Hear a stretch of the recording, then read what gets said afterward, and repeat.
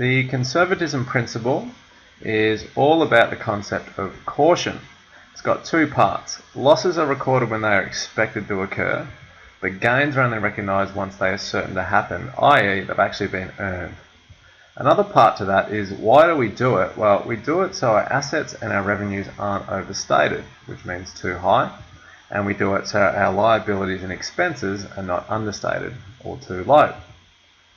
So here's an example of applying conservatism to losses. Let's say in our balance sheet we've got inventory of $12,000 of winter coats, but it's now January, so we're finding it very difficult to sell them. In order to do it, we're going to have to lower the price. So we actually think they're now worth about $8,000. Should we recognise this loss and value the inventory at 8, or should we leave it at 12,000?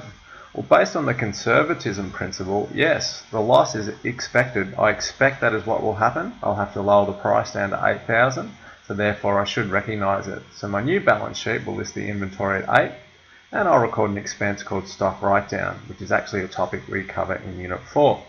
Now the reason we've done this is so the value of an asset, in this case inventory, is not overstated or too high.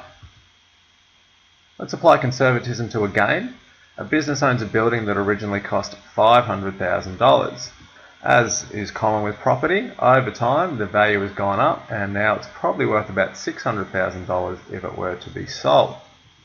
Should the firm value the building at $600,000 and record a revenue or a gain of $100,000? Under conservatism, we'd actually say no. We're going to leave that at $500,000. Any gain shouldn't be recorded until it is certain. Well, what does certain mean? Well, with a building, it's not certain until it's sold. That could just be someone's opinion. $600,000, the market fluctuates daily. It might be worth more than that. It might be worth less. We won't know until we've actually sold it. So we won't recognise a gain until it's actually certain to occur. Why are we doing this? We're doing this to the value of an asset, in this case a building, and a revenue, in this case a gain, and an increase in the value of the property, and not overstated or too high. Just looking at the difference between the two and relating it back to some of our qualitative characteristics, with the winter coats, we revalue them in the balance sheet from $12,000 to $8,000. Is that a relevant figure? Does that help with our decision making? It does, because it helps us figure out what to sell them for. And we're making up-to-date decisions based on the fact these are winter coats in January. I'm not going to be able to sell them for their original price. Is it reliable though? Well, it's not. Where does $8,000 come from? That would be someone's opinion. There's no source document to verify that. What's the reliable figure? It'd actually be $12,000. So you can see sometimes there's a conflict between relevance, reliability, and other theories. They don't all say the same thing.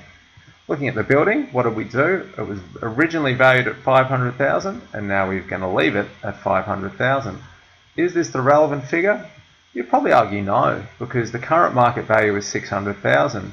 Imagine if there was quite a discrepancy. Let's say we bought the building 50 years ago for $10,000 and now it's worth $600,000. It makes no sense from a decision-making standpoint to leave it at the old price.